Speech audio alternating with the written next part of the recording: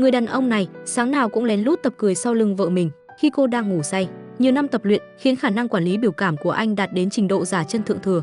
Khi người vợ thức dậy, anh đã biến thành người đàn ông của gia đình đang lo việc bếp núc. Nhìn người vợ nghịch ngợm, anh lập tức nở nụ cười hạnh phúc một cách cứng nhắc. Chung sống với nhau nhiều năm, thân là cảnh sát nhưng người vợ hoàn toàn không nhận ra sự khác thường của anh, ngày ngày đắm chìm trong hạnh phúc. Hai người còn có một cô con gái. Gia đình ba người hạnh phúc đã trở thành hình mẫu đáng ngưỡng mộ của bao người. Trong phòng lúc nào cũng ngập tràn tiếng cười nói vui vẻ. Bọn họ không hề biết tất cả đều chỉ là ngụy trang của người đàn ông. Càng đáng sợ hơn là căn phòng bên dưới những tiếng cười nói này, trong tầng hầm tối tăm còn có một người đàn ông đang bị trói tay trói chân lại. Thì ra người dân ông chính là Do Hin Soo, nghi phạm giết hại trưởng thôn rồi bỏ trốn nhiều năm về trước. Sau khi trưởng thôn bị hại, cảnh sát đã tìm thấy hung khí gây án trong ba lô của anh. Khi đó, cha của anh là hung thủ trong vụ án giết người hàng loạt, giết hại vô số người vô tội, sau đó đã tự tử. Vậy nên mọi người đều cho rằng những người bị hại kia đều là do cha con họ cùng nhau sát hại. Từ sau khi trưởng thôn bị hại, Hin Soo đã vội vàng chạy trốn và biến mất hoàn toàn. Không ngờ anh gặp được một cặp vợ chồng, hai người họ đã giúp anh tẩy trắng. Hin Soo sống một cuộc sống bình thường dưới thân phận con trai Baek Hee Sung của họ, còn không may cưới nhầm cho anh một cô vợ cảnh sát hình sự. Sau khi kết hôn, người vợ cha Ji Won rất yêu thương anh. Cô cũng rất cố gắng lấy lòng bố mẹ chồng, nhưng cho dù cô có cố gắng thế nào, vẫn không được bố mẹ chồng công nhận. Có điều đây không phải là lỗi của Ji Won, mà là vì bố mẹ chồng kiêng sợ thân phận cảnh sát hình sự của cô, lo rằng sự thật về Hin Soo sẽ bị vạch trần, sợ cô bới móc ra được bí mật to lớn mà họ che giấu. Nhưng muốn sống dưới ánh mặt trời thì không thể nắm giữ quá nhiều bí mật được. Trước đó một hôm, Hin Soo đang bận rộn ở tiệm kim hoàn của mình, thì có một phóng viên tên Kim Monjin tìm đến. Hai người gặp gỡ, bốn mắt chạm nhau, ai nấy đều kinh ngạc không thốt nên lời. Rõ ràng hai người họ có quen biết nhau từ trước. Thấy thân phận bị bại lộ, Hin Soo đương nhiên không thể để Monjin rời khỏi đây. Sau một hồi vật lộn, Hin Soo siết chặt cổ Monjin cho đến khi anh ta ngất lịm đi, sau đó trói tay trói chân anh ta lại, nhốt dưới tầng hầm của cửa hàng. Nhìn người bạn đã thay tên đổi họ, Monjin ra sức cầu xin tha thứ. Nào ngờ nhiều năm trước vị trí của hai người họ hoàn toàn trái ngược với bây giờ. Người bị trói lúc đó là Hin Soo, còn Monjin chính là kẻ cầm đầu bắt nạt anh. Nhưng Hin Soo không hề khuất phục như Monjin bây giờ. Hin Soo cầm cây búa lên vuốt ve khuôn mặt Monjin, dọa anh ta khiến cả người run lên cầm cập, liên tục nhận sai vì lỗi lầm năm xưa. Có điều Hin Soo không định làm hại anh ta, chỉ là ép anh gọi điện cho cấp trên xin nghỉ phép vài ngày. Như vậy người sống một mình như Monjin cho dù có bị nhốt ở đây vài ngày cũng sẽ không ai hay biết cả. Nhưng điều khiến Hin Soo không ngờ đến là anh đã phát hiện ra trong túi của Monjin có thông tin của buổi phỏng vấn giữa anh ta và một người tên Nam Sun Kin. Đây cũng là một người quen cũ của Hin Soo. Anh ép hỏi Monjin mới biết được thời gian phỏng vấn là chiều hôm nay, mà nội dung phỏng vấn còn liên quan đến anh, vì Monjin trước đây đã từng viết một bài báo cáo liên quan đến việc phạm tội của anh và cha anh. Sun Kin muốn cung cấp một số chuyện trước đây của Hin Soo. Buổi chiều, Hin Soo đến địa điểm bọn họ đã hẹn, vốn anh định đứng từ xa dùng điện thoại của Monjin để đuổi Sun Kin đi. Không ngờ Sun Kin nói gần đây cứ đến nửa đêm anh lại nhận được điện thoại uy hiếp từ Hin Soo. Hin Soo cảm thấy quái lạ, bèn hỏi anh sao có thể chắc chắn đối phương là Hin Soo. Sun Kin khó khăn đáp, anh đã làm việc cùng Hin Soo 3 năm tại một nhà hàng, nhưng thấy Hin Soo khi đó không có gì chứng minh, cho rằng Hin Soo có chuyện gì đó không thể gặp mọi người. Vì vậy trong lòng đã nổi lên ác ý muốn cướp tiền công 3 năm làm việc vất vả của Hin Soo, còn cho rằng Hin Soo cũng không dám làm to chuyện. Có điều, cuối cùng lại thất bại. Những chuyện cũ này đối với Hin Soo mà nói cũng hiện rõ trước mắt, nhưng anh không hề định truy cứu kẻ thù trước mắt, mà kiên định nói với anh ta Hin Soo đã chết rồi, hãy quên hết những chuyện này đi và sống cho thật tốt. Sun Kin nghe được tin này vui như phát điên, hét lên thế thì tốt quá rồi, dù sao tên đó cũng là tội phạm giết người đang chạy trốn, sống cũng chỉ hại người. Hin Soo nghe thấy câu này, khuôn mặt lộ ra một nụ cười xấu xa, sau đó tắt máy, nhìn Sun Kin đang ở phía xa với ánh mắt tàn độc. Buổi tối, Sun Kin một mình ở lại trong cửa tiệm của anh ta, phỏng đoán chuyện của Hin Soo mà không hề hay biết nguy hiểm đang từng bước cận kề. Một người mặc áo mưa bước vào cửa hàng không nói lời nào đã xông về phía Sun Kin xử lý anh ta ngay tại chỗ.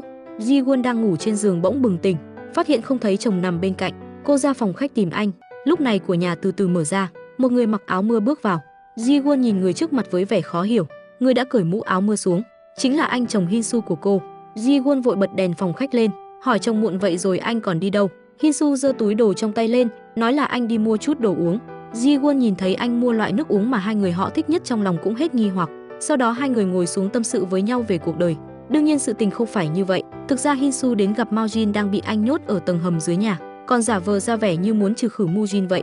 Monjin sợ hãi la hét kêu cứu ầm ĩ, thầy không có kết quả gì lại bắt đầu cầu xin tha mạng, còn hứa với Hin Soo tuyệt đối sẽ không nói ra bí mật của anh. Nhưng Hin Soo nói cái anh muốn không phải lời hứa mà là sự đảm bảo chắc chắn.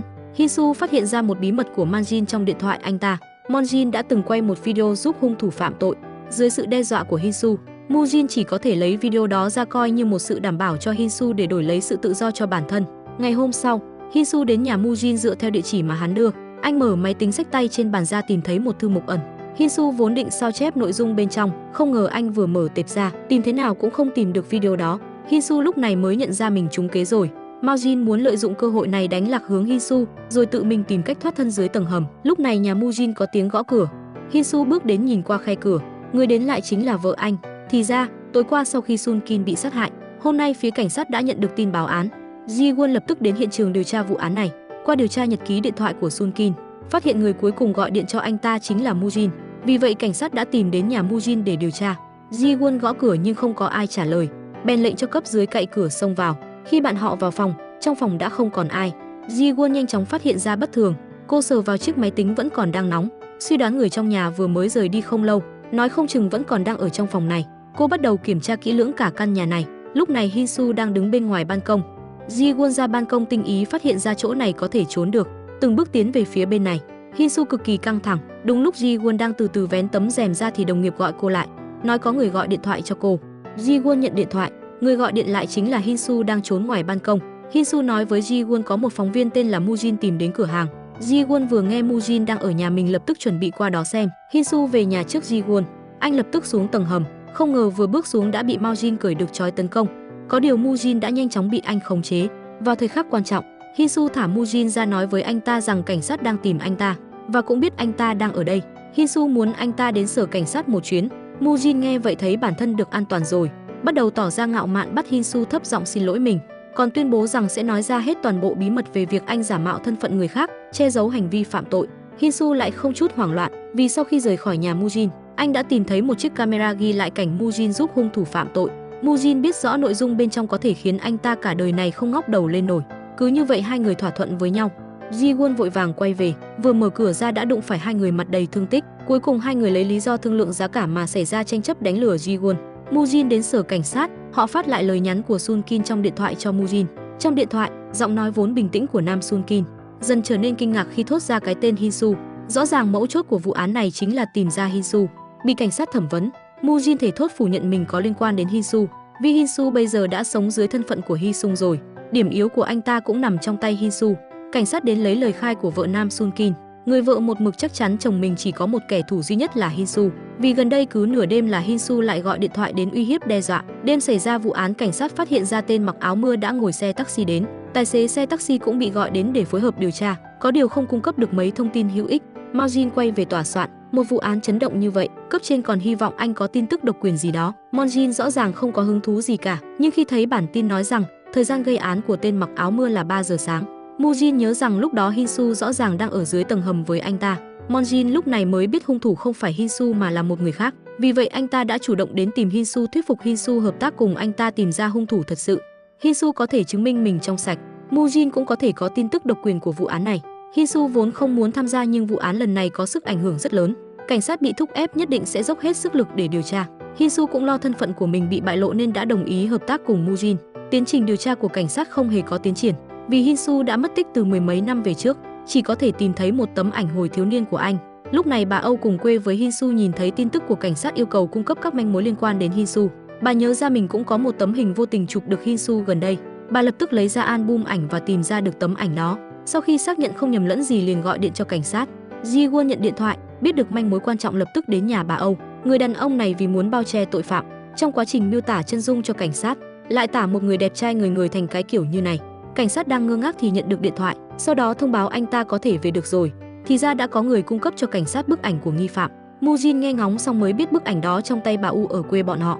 Anh ta lập tức thông báo tin này cho Hinsu. Hơn nữa, cảnh sát đến nhà bà U để lấy bức ảnh, chính là vợ của Hinsu. Vì thế hai người lập tức hẹn nhau rồi đến nhà bà U. Con đường đó không ai quen thuộc hơn bọn họ cả, nhất định có thể đến trước một bước. Chẳng mấy chốc trời đã tối, bọn họ quả nhiên đến nhà bà U trước cảnh sát. Hai người quyết định để Mu Jin vào lừa bà U ra khỏi phòng, còn Hinsu trốn tạm vào căn phòng nhỏ bên này. Sau đó nhân lúc bà U ra ngoài, lén vào trong tìm bức ảnh đó. Nhưng khi Mon Jin mở cửa phòng ra, phát hiện bà đã bị người ta trói nằm dưới đất. Mon Jin vội chạy đến cởi trói cho bà U, lại bị một người phía sau đánh ngất. Hinsu vẫn đang đứng đợi ở căn phòng nhỏ, nhìn thấy một người lạ bước ra từ trong phòng, anh lập tức đuổi theo kéo hắn ngã lăn ra đất. Sau một hồi vật lộn, Hinsu đè hắn vào một cái cây kéo khẩu trang của hắn ra, không ngờ là tên tài xế taxi. Lúc này cảnh sát đã đến bên ngoài rồi. Tên tài xế nói với Hinsu, Muốn lấy được bức ảnh thì 1 giờ sau gặp nhau tại nhà trọ cách đó không xa. Hinsu còn chưa kịp phản ứng, tên tài xế đã đẩy anh ra rồi chạy mất. Ji-won đã đi vào đến sân nhà gọi tên Hinsu đang định chạy trốn. Hinsu không dám quay đầu lại, nhanh chân bỏ chạy. Ji-won lập tức đuổi theo. Hai người rượt đuổi nhau suốt cả con đường, cho đến khi Hinsu trốn vào trong một nhà kho.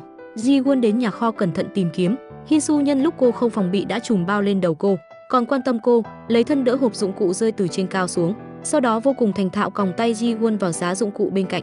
Xem ra bình thường luyện tập cũng không ít. Không bao lâu sau, cảnh sát đuổi đến nơi cứu Ji-won ra. Lúc này cô mới biết người cướp bức ảnh đi không phải Hinsu. Theo như bà U miêu tả lại quá trình cướp bức ảnh, thì người cướp bức ảnh cũng đang tìm kiếm Hinsu. Ji-won vội tập hợp hết những người trong thôn lại, còn hỏi mọi người trừ nhân viên cảnh sát ra, còn có ai lén lút đến tìm Hinsu nữa không? Rất nhanh đã có được đáp án. Tài xế taxi có người vợ bị cha của Hinsu sát hại đã đến đây nhiều lần. Thì ra vợ của tên tài xế taxi năm đó bị sát hại, thi thể của các nạn nhân khác đều tìm thấy. Riêng thi thể vợ anh ta sau bao năm vẫn không thể nào tìm thấy được. Khi anh ta đã lâm vào đường cùng, Sun Kin đi xe taxi của hắn và mượn điện thoại của hắn để gọi điện. Tên tài xế vô tình biết được từ chỗ Sun Kin, Hinsu cũng có mặt cái móc điện thoại giống y hệt của hắn ta. Chiếc móc khóa điện thoại này là móc chìa khóa đôi của tài xe taxi và vợ hắn đã đặt làm ở chỗ ba của Hinsu, cái còn lại đang ở chỗ Hinsu. Vậy thi thể vợ hắn ta ở đâu? Hinsu chắc chắn sẽ biết. Hơn nữa vẫn luôn có tin đồn năm đó Hinsu và cha mình cùng nhau gây án. Sun Kin khuyên tài xế tìm cảnh sát giúp đỡ để tìm ra Hinsu, nhưng tài xế không định làm như vậy. Hinsu đã mất tích mười mấy năm, cảnh sát không hề có ý định tìm kiếm Hinsu. Tài xế quyết định lấy danh nghĩa của Hinsu làm ra chuyện gì đó chấn động, tạo áp lực dư luận, ép cảnh sát phải tìm Hinsu. Vì vậy tài xế đã bắt đầu kế hoạch lấy Sun Kin làm vật hy sinh. Hắn biết Sun Kin hổ thẹn với Hinsu, đêm nào cũng gọi điện uy hiếp Sun Kin, để Sun Kin nghĩ rằng Hinsu đang tìm anh báo thù, khiến anh ngày đêm sống trong sợ hãi, sợ Hinsu sẽ đến tìm anh ta bất cứ lúc nào. Cho đến một hôm, tài xế xe taxi mặc bộ áo mưa, mặt đeo khẩu trang xuất hiện tại nhà hàng của Sun Kin. Sun Kin trước khi bị giết đã hét lên cái tên Hinsu. Như vậy đã đúng như ý của tài xế taxi, tất cả mũi nhọn đều hướng về Hinsu. Lúc cảnh sát gọi anh đến để phối hợp điều tra, tài xế cố tình để lại bình nước của mình ở đồn cảnh sát, nghe lén được toàn bộ việc bà U cung cấp cho cảnh sát. Bức ảnh của Hinsu. Ji-won sau khi biết được thân phận thật sự của tay tài xế taxi, lập tức gọi điện báo cáo tình hình với đồng nghiệp ở đồn cảnh sát. Suy luận tình báo phía bà U, rất có khả năng là do nội bộ sở cảnh sát tiết lộ. Đồng nghiệp lập tức nhớ ra bình nước mà tài xế taxi để lại, chạy đến mở bình nước ra xem. Bên trong quả nhiên có dấu máy nghe lén. Lúc này Hinsu đã đến địa điểm đã hẹn, tài xế taxi cũng đã đến. Bên phía nhân viên cảnh sát đã đưa cho Ji-won một chiếc đồng hồ được tìm thấy trong nhà kho. Cô không dám tin, đây chẳng phải là quà sinh nhật cô tặng cho chồng mình sao? Lẽ nào người vừa đánh nhau với mình ở nhà kho chính là người chồng ngày đêm bên cạnh mình sao? Ji-won không dám nghĩ tiếp, bèn nói với đồng nghiệp đây là đồng hồ cô làm rơi. Lúc này bọn họ nhận được thông báo từ một nhà trọ gần đó, tài xế xe taxi đã bắt trói một vị khách đi. Ji-won lập tức cùng đồng nghiệp đến nhà trọ đó, lấy bức ảnh của tài xế taxi ra hỏi bà chủ nhà trọ. Bà khẳng định người này chính là tài xế taxi, người vẫn luôn đi tìm thi thể vợ mình, nhưng người bị trói đi tạm thời chưa rõ là ai. Ji-won vẫn đang suy nghĩ, đột nhiên nghe thấy ở đằng xa có tiếng chuông điện thoại quen thuộc vọng đến. Cô lập tức bước đến nhìn ảnh con gái trên màn hình điện thoại. Cô nhận ra đó chính là điện thoại của chồng mình. Cô bắt đầu nhận thức được người bị bắt đi rất có thể là chồng mình. Vì vậy cô tìm một tấm ảnh chồng mình trong điện thoại rồi hỏi bà chủ nhà trọ và nhận được câu trả lời chắc chắn. Biết được chồng mình bị trói đi, Ji-won không nghĩ ngợi được gì nữa, lập tức liên lạc với đồng nghiệp ở sở cảnh sát tìm vị trí của tài xế xe taxi. Ji-won lái xe cảnh sát vun vút trên đường đi cứu chồng. Nửa giờ trước, Hinsu muốn lấy lại bức ảnh có thể khiến thân phận của mình bị bại lộ, đã đồng ý gặp tài xế ở nhà trọ. Tài xế ngồi trên xe thẳng thừng với Hinsu, hắn đã mượn danh nghĩa anh để giết Sun Kin, chính là để dụ anh xuất hiện. Mục đích của hắn là muốn biết vị trí thi thể của vợ mình. Hinsu cướp lấy bức ảnh trong tay gã tài xế, nhanh tay xé nát nó ra. Anh nói tất cả những chuyện cha mình làm anh không hề biết gì. Tài xế đương nhiên không tin. Đột nhiên hắn dùng khăn tay có tẩm thuốc bịt miệng và mũi Hinsu lại. Vào lúc ngàn cân treo sợi tóc, Hinsu dùng mảnh thủy tinh đã chuẩn bị từ trước đâm thẳng vào đùi tài xế rồi chạy ra khỏi xe. Nhưng tác dụng của thuốc đã bắt đầu phát tác. Hinsu khó khăn bò đến chậu lửa trước mặt ném bức ảnh vào trong. Tài xế nhanh chóng đuổi theo kẹp chặt Hinsu, rồi lại dùng khăn tẩm thuốc bịt kín miệng và mũi anh. Lần này Hinsu hoàn toàn ngất đi, sau đó tài xế kéo anh vào trong xe. Cảnh này đều bị bà chủ của nhà trọ nhìn thấy hết. Không bao lâu sau, Hinsu bị tài xế trói tay trói chân lại đưa đến một bể bơi bỏ hoang. Nghe mấy lời tra khảo của tài xế, Hinsu cười nhạo hắn ta không tìm ra kẻ thù nên đổ hết tội lỗi lên đầu người mà hắn tự cho là đúng. Tài xế bực bội đâm Hinsu một nhát, cảnh cáo anh nếu không chịu nói ra chỗ giấu thi thể vợ mình, hắn sẽ khiến anh chết trong nỗi sợ hãi và đau khổ. Sau đó tài xế mở van nước trong bể bơi ra, cho Hinsu bên dưới bể, nhắc nhở anh thời gian biện hộ cho bản thân sắp hết. Hinsu tuyên bố lần nữa mình không hề biết gì. Hơn nữa với những câu hỏi mà tài xế đưa ra anh đều đã trả lời có bằng chứng hợp lý, cho đến khi tài xế lấy chiếc móc khóa điện thoại ra chất vấn anh, sao móc của vợ mình lại ở chỗ anh ta. Hinsu ngây người ra, Móc khóa này rõ ràng là do chị gái anh đã tặng cho anh lấy may trong tang lễ của cha mình. Tài xế thấy Hinsu không nói lời nào cực kỳ phẫn nộ. Hinsu mặc dù không rõ chị anh có móc khóa này từ đâu, nhưng vì bảo vệ chị mình, anh vẫn lựa chọn cách im lặng. Nhìn nước trong bể sắp nhấn chìm Hinsu, tài xế gần như khẩn cầu Hinsu, chỉ cần nói ra thi thể vợ hắn ở đâu, hắn sẽ tha cho anh. Nhưng Hinsu làm sao mà biết được việc mà mình không hề làm cơ chứ? Cứ như vậy Hinsu hoàn toàn bị nhấn chìm trong bể bơi. Lúc này, Ji-won cuối cùng cũng tìm được đến nơi, cô lao nhanh vào trong, chạm trán ngay với tên tài xế đang chuẩn bị rời đi. Đồng nghiệp nhanh chóng đến hỗ trợ cô. Ji-won không vật lộn cùng hắn nữa, chạy thẳng vào trong phòng. Thấy chồng mình đang bị nhấn chìm trong bể nước, cô ngay lập tức nhảy xuống, dùng hết sức mình lao về phía Hinsu, lặn xuống nước đến trước mặt anh. Nhưng dây thừng trói quá chặt, không tài nào cởi ra được. Ji-won đành phải ngoi lên mặt nước, hít một hơi thật sâu rồi tiếp tục lặn xuống cứu Hinsu. Cứ như vậy nhiều lần, Hinsu cuối cùng cũng có chút ý thức. Ji-won vội chạy lên bờ tìm một con dao cắt đứt dây thừng rồi đưa anh lên bờ. Lúc này Hinsu đã hôn mê bất tỉnh rồi. Ji-won hoảng loạn hô hấp nhân tạo cho anh, nhưng Hinsu vẫn không có bất cứ phản ứng nào. Ji-won gào khóc trong tuyệt vọng, nỗi buồn và sự bất lực đan xen. Tiếng khóc của cô vang vọng khắp không gian. Người phụ nữ này rất yêu người chồng, vừa mới thoát chết trong tay bọn bắt cóc, nhưng cô lại không hề vui mừng chút nào, vì chồng cô đang trong trạng thái hôn mê. Anh tưởng người bên cạnh chăm sóc mình là chị gái, nên vô tình tiết lộ thân phận thật sự của mình là Hyun-soo, nghi phạm trong vụ án sát hại trưởng thôn mười mấy năm về trước. Như vậy không có gì ngạc nhiên khi Hyun-soo xuất hiện tại hiện trường vụ bắt cóc. Trong quá trình cảnh sát thẩm vấn điều tra vụ án, Ji-won không chịu đựng được khi nhìn thấy chồng mình sắp bị bại lộ thân phận thật sự. Cô rời khỏi nơi điều tra. Không ngờ Hyun-soo lại bình tĩnh đối mặt với tất cả, bởi anh đã thông đồng với phóng viên Mujin từ trước, ngụy tạo một lý do hợp lý khi xuất hiện tại hiện trường. Và lời khai của gã tài xế bắt cóc anh đã bị công an bắt cũng khớp với lời khai của bọn họ một cách kỳ lạ. Hyun-soo vừa tỉnh lại sau hôn mê không được bao lâu, viện trưởng Baek, cũng chính là bố của Hee-sung, đến tìm anh. Ông ta không thân không thích với anh, lại giúp anh che giấu thân phận mười mấy năm. Đương nhiên đằng sau đó chính là những lợi ích chung thầm kín cần được bảo vệ. Thấy thân phận của Hyun-soo không giấu được nữa, ông đành phải dùng đến biện pháp cực đoan. Ông đưa cho Hyun-soo một kim tiêm thuốc để Hyun-soo cải trang thành bác sĩ, đến giết gã tài xế taxi vẫn còn đang nằm trên giường bệnh. Hyun-soo đánh lạc hướng nhân viên cảnh sát đang trực. Thực ra gã tài xế đã tỉnh lại từ lâu, nhưng vẫn luôn giả vờ hôn mê để tránh cảnh sát thẩm vấn. Hắn biết Hyun-soo sẽ đến tìm hắn để diệt khẩu, cố tình đợi Hyun-soo đến. Trước khi chết, hắn chỉ muốn biết nơi chôn cất của vợ mình từ chính miệng Hyun-soo. Tài xế cho rằng mình im lặng không nói sẽ đổi lấy được một khắc mềm lòng của Hyun-soo, nhưng hắn thật sự nghĩ lầm rồi. Hyun-soo không hề biết nơi chôn cất của vợ hắn. Có điều, đến cuối cùng Hyun-seon cũng không ra tay với tài xế. Anh chỉ nói móc khóa điện thoại của vợ hắn là có người cố ý tặng cho chị gái Hae-soo của anh trong tang lễ của cha anh. Hung thủ không phải Hyun-soo, cũng có khả năng không phải là cha anh mà là một người khác. Tài xế taxi biết được sự thật, đã phối hợp với lời khai của Hyun-soo khi bị cảnh sát thẩm vấn. Ji-won nhìn người chồng mà mình yêu thương vừa thân thuộc mà lại xa lạ đang nằm trên giường, tự an ủi bản thân chồng cô nhất định có nỗi khổ tâm. Chắc chắn đó là một lựa chọn bất đắc dĩ. Cô chỉ hy vọng rằng chồng cô có ít nhất một lý do để cô tha thứ. Vì vậy cô bắt đầu âm thầm điều tra chồng mình. Từ danh sách người thân của chồng, cô phát hiện ra viện trưởng Baek, bố anh bây giờ đã giúp anh che giấu thân phận ít nhất 14 năm. Đúng lúc cô vẫn còn đang mải mê suy nghĩ lý do trong đó là gì, bỗng nghe thấy hành khách bên cạnh bàn luận về bản tin mới nhất có liên quan đến vụ án giết người liên hoàn của Do Min Seok đang rất hot trên mạng. Ji-won vội mở điện thoại ra xem, chính là bản tin của Mujin.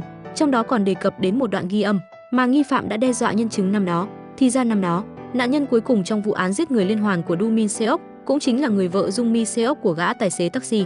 Lúc bắt cóc Jung Mi Seok còn có một nhân chứng, cô ấy va chạm với xe của bọn bắt cóc. Jung Mi Seok thoát ra khỏi xe, tên bắt cóc lại bắt cô vào xe. Nhưng trời tối, nhân chứng không nhìn thấy rõ mặt tên bắt cóc, chỉ nhớ biển số xe của hắn ta. Nhân chứng lập tức báo cảnh sát. Trong quá trình điều tra, cảnh sát phát hiện chiếc xe đó chính là xe của Do Min Seok. Nhưng khi đó Hyun-soo đã đứng ra cung cấp bằng chứng ngoại phạm cho bố của mình, còn nhân chứng thì lái xe khi say rượu. Cảnh sát cho rằng nhân chứng đã cố tình nói dối bịa đặt để trốn tránh trách nhiệm nên đã vội khép lại vụ án và không hề nghiêm túc truy tìm tên bắt cóc. Tuy nhiên, vài ngày sau, Do Min Seok tự sát tại nhà một cách kỳ lạ. Cảnh sát đã tìm được một số đồ vật của người bị hại ở xưởng của Do Min Seok. Cuối cùng, Do Min Seok cảm thấy tội lỗi đã tự sát. Vụ án kết thúc ở đó. Không bao lâu sau lại có tin tức Hyun-seon đã sát hại trưởng thôn và bỏ trốn. Vì thế cảnh sát đã đi đến kết luận Hyun-soo và bố anh là đồng phạm trong vụ án giết người hàng loạt. Khi Jung Mi Seok bị bắt cóc, Hyun-soo đã đưa ra bằng chứng ngoại phạm cho Do Min Seok, nhưng cảnh sát đã quay lại tìm nhân chứng lần nữa, điều tra chi tiết về vụ bắt cóc.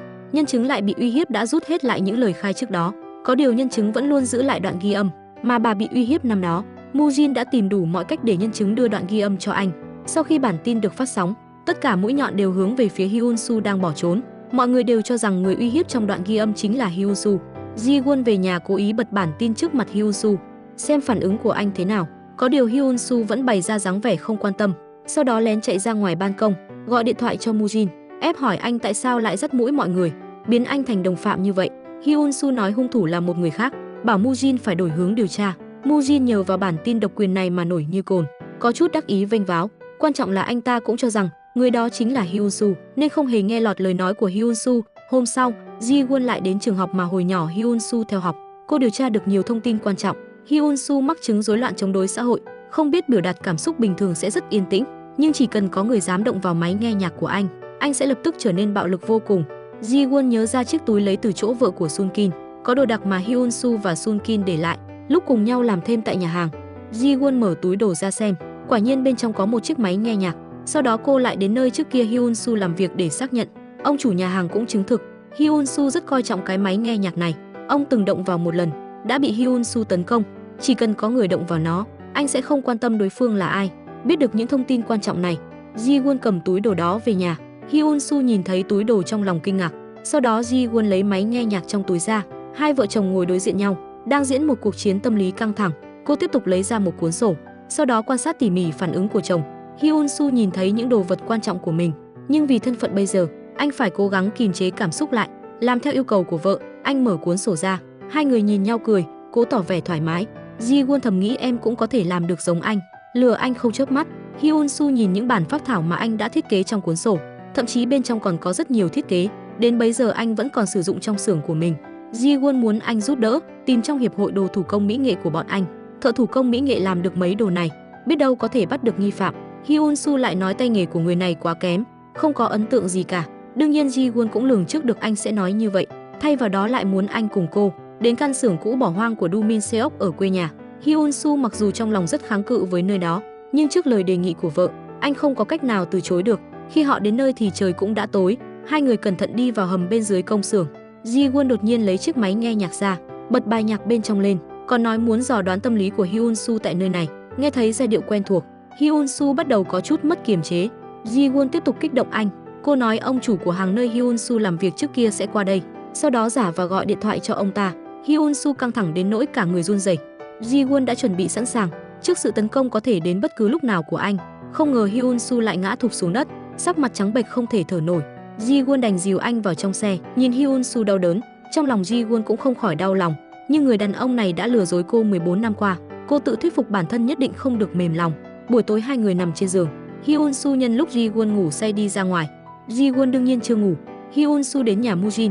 Lần này thái độ của Mujin với anh có tốt hơn chút, vì không lâu trước đó, chị gái Hae Soo của Hyun Soo đã xem được bản tin mà Mujin nói Hyun Soo là đồng phạm giết người trong vụ án liên hoàn của bố anh. Hae Soo đến tìm Mujin, hai người từng là người yêu của nhau, song phải chia tay do Hyun Soo và cha mình phạm tội nặng. Gặp lại nhau sau nhiều năm xa cách, thực ra Mujin vẫn luôn nhớ nhung Hae Soo. Hae Soo cũng rất cảm kích. Khi đó người dân trong thôn đều tránh xa gia đình họ, nhưng Mujin vẫn yêu thương cô vô điều kiện. Hơn nữa, trước khi cha cô xảy ra chuyện, anh là người duy nhất chịu nói chuyện cùng em trai Hyun Soo. Cô cầu xin Mujin đừng dùng tin tức để giày vò em trai mình nữa. Cô nói trưởng thôn không phải do Hyun Soo hại, mà chính cô mới là người làm điều đó. Mujin cho rằng Hae Soo vì muốn bảo vệ em trai của mình nên mới nói như vậy. Anh không tin cô, nhưng vì nể Hae Soo, Mujin mới cho Hyun Soo vào nhà. Hyun Soo cũng trả lại cho Mujin điểm yếu của Mujin mà anh nắm trong tay. Anh thấy vợ mình vẫn luôn điều tra Hyun Soo, biết sự việc không giấu nổi bao lâu nữa, quyết định không sống lặng lẽ nữa, phải tìm ra đồng phạm thật sự trong vụ án liên hoàn của bố anh. Anh nhờ Mujin hẹn gặp chị mình, vì Hyun Soo nói ra một tin quan trọng, chị gái Hae Soo đã từng gặp qua tên đồng phạm thật sự kia. Thấy Hyun Soo nói vậy, Mujin có chút lung lay. Anh ta cũng muốn có được tin tức độc quyền một lần nữa, vì vậy đã đồng ý giúp Hyun Soo. Nhưng Hyun Soo không biết rằng Ji Won đã lắp thiết bị theo dõi trên đồng hồ của anh, nhất cử nhất động của anh Ji Won đều nắm rõ. Mujin đã giúp hai chị em gặp lại nhau sau mười mấy năm xa cách. Hyun Soo nói, định rằng cả đời này cũng không xuất hiện trước mặt chị nữa, để chị có thể ngẩng cao đầu mà sống. Không đợi anh nói hết, Hae Soo đã ôm lấy em trai khóc đến mất cả tiếng. Vào cái đêm mà trưởng thôn bị hại mười mấy năm trước, Hyun Soo thấy chị gái mãi chưa về nhà, bèn đến nhà trưởng thôn tìm. Khi anh đến nơi, trưởng thôn đã nằm im bất động dưới đất. Chị gái đứng bên cạnh vốn đến để cầu xin trưởng thôn đối xử tốt với em trai mình chút, không ngờ trưởng thôn lại có ý đồ xấu xa với cô. Hae Soo thẳng tay tiễn ông ta lên đường. Hyun Soo thấy vậy, giằng lấy hung khí trong tay chị gái, xóa sạch dấu vân tay của chị gái, đổ hết tội danh lên người mình. Nguyện vọng duy nhất của anh là chị gái có thể tiếp tục sống yên bình tận hưởng cuộc đời này. Mọi lời nói của Hyun Soo đều quan tâm đến cuộc sống của chị. Nhìn Hyun Soo phải gánh tội thay mình mười mấy năm mà không một lời oán trách, trong lòng Hae Soo càng thêm hổ thẹn, cô thậm chí còn muốn thấy em trai oán hận mình. Hai người nói chuyện hồi lâu, Hyun Soo còn đưa bức ảnh chụp với vợ và con gái cho chị gái xem. Hae Soo phát hiện em trai đã thay đổi rồi, anh đã sống tình cảm hơn. Hyun Soo bắt đầu quay lại vấn đề chính, anh muốn chị gái giúp đỡ tìm ra kẻ đồng phạm thật sự. Chị gái đột nhiên nhớ ra, sao vợ của em trai lại trông quen đến vậy? Hình như là vị cảnh sát trước đây từng đến tìm cô. Hyun Soo nói cô ấy chính là cảnh sát. Chị gái vô cùng kinh ngạc hỏi Hyun Soo có yêu cô ấy không? Hyun Soo suy nghĩ một lát trả lời chắc lịch không yêu, vì anh vốn không hiểu tình cảm nam nữ là như thế nào. Không ngờ tất cả những lời này đã bị Ji Won nghe thấy hết. Đối với cô mà nói, như sét đánh ngang trời. Tất cả những hy vọng đẹp đẽ của cô đều bị phá vỡ trong khoảnh khắc này. Lặng lẽ đến rồi lại lặng lẽ rời đi. Ji Won buồn bã đi trên đường, bởi vì mới vừa nãy cô đã tận tay nghe thấy người chồng mỗi ngày cười nói với mình lại nói thật ra không yêu mình. Ji Won biết rõ ràng rằng chồng mình dùng thân phận giả để kết hôn với cô che giấu quá khứ, nhưng cô vẫn không hiểu được mình còn đang kiên trì cái gì. Nhìn bóng hình bản thân trong gương cô không kìm được bật khóc.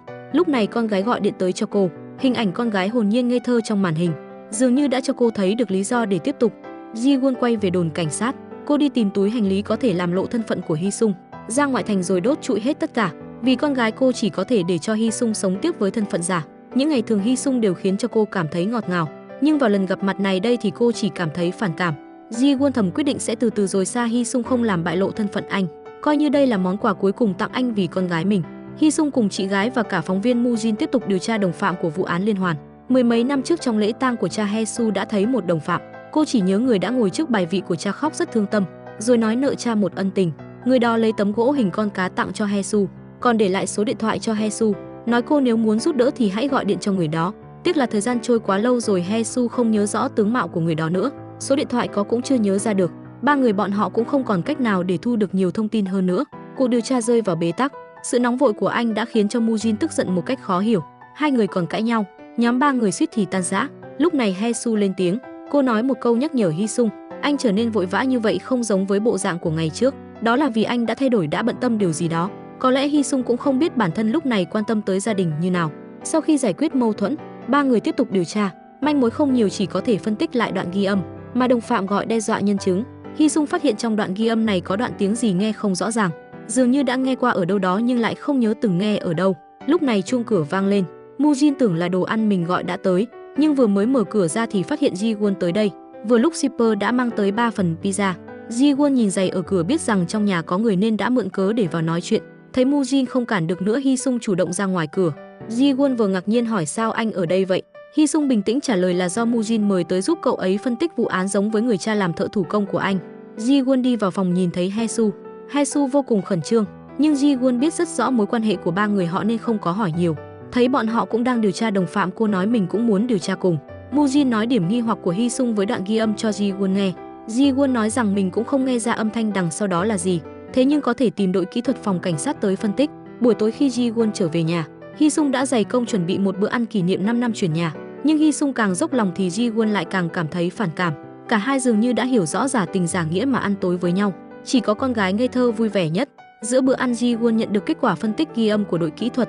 Ngoài tạp âm thì bên trong còn có giọng một người đàn ông. Hy Sung nghe thấy âm thanh này cuối cùng cũng nhớ tới, lúc đó cha đã từng đưa anh tới quán rượu. Khi hầu bàn đưa cho cha anh gạt tàn đã nói một câu, mà tiếng kia là âm thanh khi người hầu bàn gọt đá. Lúc đó tên đồng phạm đi qua phía sau bọn họ có ý quệt phải áo của cha anh. Khi trả lại cái áo dường như đã tiếp xúc với cha mình ở dưới áo. Sau khi bữa tối kết thúc, hai vợ chồng rửa bát trong bếp. Hy Sung cũng phát hiện ra cảm xúc của Ji Won dạo gần đây đã thay đổi. Anh hỏi cô đã xảy ra chuyện gì. Ji Won nói thẳng tình cảm của cô với anh đã thay đổi, còn nói dạo gần đây đang suy nghĩ cuộc sống sau khi hai người tách ra. Hy Sung kiên nhẫn an ủi Ji Won, nói cô dạo gần đây vì áp lực lớn quá nên mới nghĩ linh tinh như vậy. Ji Won kích động nói với anh, đừng cho rằng anh đã hiểu hết cô thích anh không vì lý do gì, ghét anh cũng như vậy không vì lý do gì hết. Đôi vợ chồng vốn dĩ tình cảm, sau một đêm tình cảm gần như rạn nứt.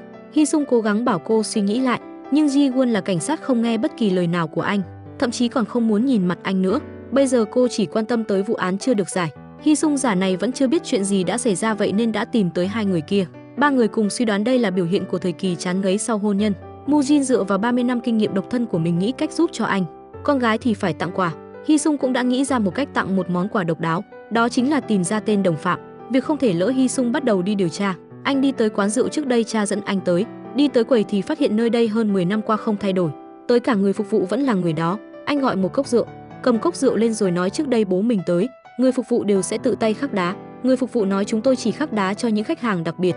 Hy Sung nói mình muốn tìm người có lẽ là vị khách đặc biệt mà cậu nói. Anh lấy ra đoạn ghi âm đe dọa của tên đồng phạm phát cho người phục vụ nghe. Biểu cảm của đối phương rõ ràng là biết người trong đoạn ghi âm, nhưng đối phương lại có ý che đậy. Hy Sung nhờ người phục vụ cho mượn cây bút. Nhìn cây bút này anh nhớ tới đây là bút mà cha mình đã đưa cho người thường xuyên cung cấp vật liệu thủ công cho ông. Năm đó Hy Sung còn rất nghi hoặc vật liệu không phải cha hay tự tay chọn sau. Cha anh lại nói một vài thứ mà tự tay mình chọn sẽ rất nguy hiểm, nhưng cha anh lại không cho anh xem những vật liệu nguy hiểm đó, rồi nói chờ tới khi mắt nhìn cùng tay anh thuần thục hơn chút thì mới xem được. Hy Sung cầm cây bút quen thuộc này, biết rằng mình đã tiến tới gần tới đồng phạm của cha, anh nhảy thẳng vào trong quầy bar vài chiêu đã khống chế được người phục vụ, đe dọa người phục vụ gọi điện thoại cho người đứng sau, hẹn người đó ra gặp mặt, sau đó theo hướng dẫn đi tới hang ổ của chúng. Hy Sung phát hiện những người gặp mặt hiện tại không phải là đồng phạm mà là người trung gian. Cha và tên đồng phạm đó đều là khách hàng của hắn ta. Hy Sung ra giá cho hắn ta, muốn hắn ta bán thông tin tên đồng phạm cho mình, nhưng hắn ta lại bắt Hy Sung lại tính bán anh cho tên đồng phạm kia, rồi nói bán anh đi sẽ có lợi ích lâu dài. Dù sao thì khách hàng như cha anh không còn nữa, tên đồng phạm kia thì vẫn sống. Tình thế cấp bách, Hy Sung nói mình cũng là khách hàng tiềm năng của hắn, hơn nữa còn là khách hàng lâu dài và ổn định. Đối phương ngừng tay. Hắn ta nghĩ ra Hy Sung với cha giống nhau, đều là người rối loạn nhân cách chống đối xã hội, quả thật sẽ có nhu cầu về phương diện này. Lúc này điện thoại của Hy Sung vang lên, là Ji Won gọi cho anh. Người trung gian bảo anh nghe điện thoại. Không ngờ câu đầu tiên Ji Won nói lại là em nhớ anh. Vừa mới không lâu Ji Won đã phạm phải lỗi lớn bị lãnh đạo phê bình. Ji Won rất buồn, nhớ lại thời gian hạnh phúc trước đây đều do Hy Sung mang tới, thời gian không vui đều có Hy Sung ở bên cạnh cô. Ji Won không kìm nổi mở điện thoại, xem đống tin nhắn với Hy Sung toàn là những tin nhắn anh gửi cho cô mà cô vẫn chưa đọc. Vào lúc này cô nhận ra mình không thể rời xa người đàn ông ấy, tận sâu trong lòng không ngừng nhớ tới anh. Trong điện thoại Ji Won bày tỏ lòng mình không giấu giếm. Hai người hẹn 1 giờ sau gặp mặt. Sau khi cúp điện thoại, Hy Sung cùng người trung gian xác lập quan hệ. Tay sai của hắn lấy máy tính ra để cho anh chọn hàng mình muốn. Hy Sung chọn ra một cậu con trai ở trên màn hình, đối phương ra một cái giá. Hy Sung thẳng tay viết thêm một số không ở sau, yêu cầu kèm thêm ảnh cùng tên của tên đồng phạm. Tên trung gian thấy giá mua này không thể từ chối, hai người thỏa thuận sẽ trao đổi vào sáng sớm hôm sau. Khi Ji Won đang ngồi đợi Hy Sung ở công viên thì cô nhận được điện thoại của Hae Su. Những năm này Hae Su luôn cảm thấy áy náy, không thể chịu nổi khi nhìn cậu em trai đáng thương không dễ gì mới có một gia đình hạnh phúc. Người duy nhất quan tâm tới Hy Sung lại coi anh là tội phạm giết người. Cô nói với Ji Won hung thủ giết hại không phải là Hy Sung. Trong khi cô còn đang bối rối thì Hy Sung vội vã chạy tới. Anh thở hổn hển nhìn đồng hồ rồi nói rằng mình không tới muộn. Ji Won nhìn vào mắt Hy Sung, mọi thứ phảng phất như quay lại ngày trước. Cô ôm chặt lấy Hy Sung. Buổi tối sau khi Hy Sung về nhà, anh gọi điện cho người cha hiện tại của mình. Hiện anh không có nhiều tiền nên mới gọi ông mượn tiền, rồi còn nói rõ với viện trưởng rằng mình có thể tìm thấy tên tội phạm. Như vậy có thể xóa bỏ nghi ngờ Hy Sung là đồng phạm, có thể che giấu thân phận của anh phù hợp với lợi ích chung của họ. Thế nhưng nghe xong Baekman U càng kinh ngạc. Nghi phạm giết người bỏ trốn hơn 10 năm nay đã thay hình đổi dạng, chủ động gọi điện hợp tác với phía cảnh sát. Anh muốn cung cấp cho cảnh sát thông tin về tổ chức bắt cóc buôn bán người và kẻ đồng phạm trong vụ án giết người hàng loạt. Cảnh sát đương nhiên sẽ không dễ dàng tin lời của một nghi phạm giết người đã bỏ trốn 10 mấy năm, huống hồ bây giờ anh vẫn là nghi phạm số 1 trong vụ án giết người hàng loạt đó. Nhưng thông qua những thông tin về nghi phạm đầu tiên mà anh đã cung cấp, cảnh sát đã tiến hành điều tra và nhanh chóng xác nhận tính xác thực của thông tin tình báo. Vì vậy hai bên đã đi đến thỏa thuận. Hyun Soo giúp cảnh sát triệt phá tổ chức buôn bán người, tìm ra đồng phạm thật sự, còn bên cảnh sát không được lợi dụng cơ hội này để truy bắt Hyun Soo. Có điều cảnh sát Choi cho rằng sau khi hành động lần này thành công, mặc dù có thể rửa sạch tội danh đồng phạm cho Hyun Soo, nhưng anh vẫn là nghi phạm bỏ trốn trong vụ án giết hại trưởng thôn. Vậy nên sau khi hành động kết thúc, anh ta sẽ phân công cảnh sát bắt gọn cả Hyun Soo. Ý kiến đã bị Ji Won phản đối quyết liệt. Cô cho rằng Hyun Soo đã không ngần ngại tiết lộ thân phận che giấu bao năm qua, mạo hiểm cả tính mạng của mình để giúp bọn họ triệt phá tổ chức buôn người, giải cứu các nạn nhân bị bắt cóc. Cảnh sát làm như vậy thật sự có chút hèn hạ. Các cảnh sát khác cũng đồng tình với quan điểm của cô. Họ thấy sau này bắt Hyun Soo vẫn chưa muộn. Hyun Soo đến gặp viện trưởng Baek, lấy số tiền giao dịch với bọn buôn người. Viện trưởng Baek lo lắng thân phận của Hyun Soo bị bại lộ, ông sẽ cho anh gấp 10 lần số tiền này, yêu cầu anh hãy lặng lẽ biến mất. Hyun Soo nói cho dù phải hy sinh thân mình, anh cũng không vứt bỏ gia đình rồi đi một mình. Khi Hyun Soo cầm tiền chuẩn bị đi, viện trưởng Baek gọi anh lại, nói một câu đầy ẩn ý tạm biệt. Buổi tối Hyun Soo cùng Moo Jin bắt đầu hành động kế hoạch của mình. Cảnh sát cũng bắt đầu triển khai kế hoạch. Đúng lúc này, cảnh sát Choi tức giận đùng đùng xông vào phòng, không nói lời nào mà kéo Ji Won ra ngoài, dẫn cô lên sân thượng. Thì ra cảnh sát Choi đã lấy được bút ghi âm mà Moo Jin làm mất. Mặc dù lúc đó toàn bộ nội dung bên trong đều bị Hyun Soo xóa sạch, nhưng cảnh sát Choi đã tìm người giúp anh khôi phục lại. Trên đường trở về, anh nghe đoạn hội thoại trong bút ghi âm. Trong một file ghi âm, Moo Jin dõng dạc hỏi Hyun Soo, sao cậu lại biến thành Baek Hee Sung được vậy? Anh nhớ lại lần nào Ji Won cũng đứng ra bảo vệ cho Hyun Soo. Lập tức hiểu ra tất cả, trước mặt cảnh sát Choi, Ji-won đành phải thừa nhận. Từ lâu cô đã biết chồng mình chính là nghi phạm Hyun-soo, nhưng Hyun-soo không hề biết. Ji-won đã biết được thân phận của anh. Cảnh sát Choi nể tình đồng nghiệp nhiều năm, bảo Ji-won hãy tiếp tục giả là không biết gì, hãy đóng vai là một người bị hại, để cảnh sát Choi đến bắt Hyun-soo. Ji-won không thể nào chấp nhận được việc chồng mình bị bắt, đã quỳ xuống trước mặt cảnh sát Choi, khóc lóc cầu xin cảnh sát Choi, hãy tha cho chồng mình, cô sẽ lấy tính mạng của mình ra để chứng minh Hyun-soo là người tốt. Cảnh sát Choi cho rằng đầu óc Ji-won hiện giờ không được sáng suốt, chỉ cho cô thời gian một buổi tối, giải quyết xong vụ án tối hôm nay, ngày mai sẽ đến bắt Hyun-soo. Hyun-soo đến địa điểm giao tiền, đưa tiền cho kẻ trung gian, hắn ta viết cho anh địa chỉ nơi nhận hàng. Hyun-soo cố tình đọc lại địa chỉ một lần để Mujin đang nấp ở bên ngoài. Thông qua máy nghe lén anh đã đặt sẵn trong túi áo. Nhận được tin này, Mujin lập tức thông báo tin tức cho cảnh sát. Cảnh sát ngay tức khắc đã có mặt tại địa điểm giao hàng. Tất cả những tên buôn người đều đã bị tóm gọn, đồng thời giải cứu các nạn nhân bị bắt cóc. Lúc này, tên trung gian đang định đưa thông tin về kẻ đồng phạm cho anh, thì điện thoại bỗng đổ chuông. Hắn thu tập tài liệu về nghe điện thoại trước, là điện thoại của viện trưởng Beck gọi đến. Ông ta nói với hắn Hyun-soo đã hợp tác với cảnh sát, nếu hắn trừ khử Hyun-soo, ông ta sẽ cho hắn gấp đôi số tiền mà Hyun-soo đưa ra. Hắn ta mặt không biến sắc cất tập tài liệu đó đi, sau đó sai đàn em trói Hyun-soo lại. Lúc này, đột nhiên vang lên tiếng báo cháy. Tên đàn em ra ngoài kiểm tra, thì ra Mujin nghe thấy tiếng đánh nhau qua máy nghe lén, nên lấy lý do kiểm tra báo cháy để lên xem tình hình. Anh nhân lúc hắn ta không chú ý, phun thẳng bình cứu hỏa vào người hắn ta, sau đó điên cuồng chạy, dụ hắn ta xuống bãi xe. Tên trung gian biết hang ổ của bọn chúng bị lộ, hắn giải sang khắp căn phòng, định chôn vùi chứng cứ phạm tội của mình và cả Hyun-soo trong biển lửa. Đúng lúc hắn đang chuẩn bị châm lửa, một khẩu súng dí thẳng vào đầu hắn ta. Chính là Ji-won đã lần theo định vị của Hyun-soo, kịp thời chạy đến đây. Tên trung gian đành phải ngoan ngoãn giơ tay chịu trói. Đúng lúc Ji-won đang còng tay hắn lại, tên trung gian đột nhiên đánh lén. Ji-won bị hắn bóp chặt cổ cực kỳ nguy hiểm. Hyun-soo bị trói ở bên này thấy vậy ra sức vùng vẫy, cuối cùng cũng thoát khỏi dây trói. Anh lao vào tên trung gian, cho hắn một phát ngã xuống đất, sau đó là một trận liên hoàn chưởng, kích động đến nỗi không dừng lại được, suýt chút nữa là tiễn hắn đi gặp ông bà. Giờ phút nguy hiểm, Ji-won ngăn Hyun-soo lại. Cô nói với Hyun-soo cảnh sát sắp đến đây rồi. Hơn nữa cảnh sát Choi cũng đã biết thân phận thật sự của anh. Cô đẩy anh đi bảo anh trốn đi ngay trong đêm nay, sau này cũng đừng xuất hiện ở nơi này nữa. Hyun-soo lúc này mới hiểu ra, Ji-won sớm đã biết thân phận của anh. Cô vẫn luôn đứng sau âm thầm bảo vệ anh. Hyun-soo đứng ngây ra đó không biết phải làm sao. Trong tiếng gào thét tuyệt vọng của Ji-won, tâm trạng Hyun-soo khó mà nói thành lời. Lê những bước chân nặng nề rời khỏi đó. Mà lúc này, Do Hae-soo tìm đến nhà viện trưởng Beck. Thông qua biện pháp thôi miên, cô đã nhớ ra ở đám tang của bố mình, đồng phạm đến tìm cô. Trên tay hắn có chiếc vòng tay của tình nguyện viên y tế. Tìm kiếm trên mạng cô đã biết được, những tình nguyện viên đó là do viện trưởng Beck cử đi. Cô muốn tìm viện trưởng Beck để hỏi về danh sách tình nguyện viên khi đó. Hyun-soo đang bỏ chạy, bất ngờ bị một chiếc xe chạy quá tốc độ đâm trúng. Lái xe vội xuống xe xem tình hình. Hắn lấy điện thoại định gọi xe cấp cứu cho anh thì bị ngăn lại. Đến khi Hyun-soo tỉnh lại, phát hiện mình đang ở trong một ngôi nhà và đã được điều trị, còn người lái xe đâm trúng anh lại hôn mê bất tỉnh trên giường bệnh. Người cứu anh chính là viện trưởng Beck, còn người lái xe nằm trên giường bệnh chính là Hee-sung, con trai của viện trưởng Beck. Hyun-soo rất tò mò hỏi viện trưởng Beck rốt cuộc đã xảy ra chuyện gì. Viện trưởng Beck không hề nói rõ, chỉ lấy lý do muốn bảo vệ chức vị của mình, yêu cầu anh giữ kín bí mật này. Hơn nữa, ông còn đưa ra một điều kiện mà Hyun-soo không thể từ chối, ông sẽ giúp anh sống tiếp dưới thân phận Hee-sung. Con trai mình có thân phận mới, Hyun-soo sẽ không phải trốn chui trốn lủi như bây giờ nữa. Viện trưởng Beck cũng không cần giải thích với mọi người về chuyện con trai hôn mê bất tỉnh. Vì vậy, hai người đi đến thỏa thuận. Dưới sự sắp xếp của viện trưởng Beck, Hyun-soo đã biến thành Hee-sung khi có được thân phận mới. Vốn dĩ Hyun-soo chỉ muốn sống lặng lẽ, không ngờ lại gặp Ji-won. Ji-won vừa nhìn đã bị rung động trước anh chàng lạnh lùng với vẻ xa cách này. Lúc nào cô cũng xuất hiện trước mặt Hyun-soo, bắt đầu theo đuổi anh. Hyun-soo sinh ra đã mắc chứng rối loạn nhân cách chống đối xã hội, vốn dĩ không hiểu được cảm xúc của người bình thường.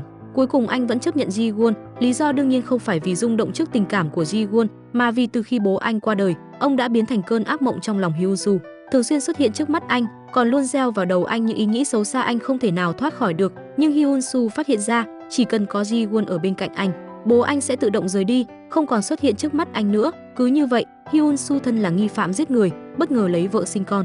Có điều thân phận thật của anh có thể giấu được một lúc chứ không giấu được cả đời, vì đột nhiên nổ ra tin tức còn có một đồng phạm trong vụ án giết người hàng loạt của bố anh. Thân phận thật sự của Hyun-soo dần dần được phơi bày. Lúc anh sắp sửa tra ra được tên đồng phạm đứng đằng sau, lại có biến cố xảy ra.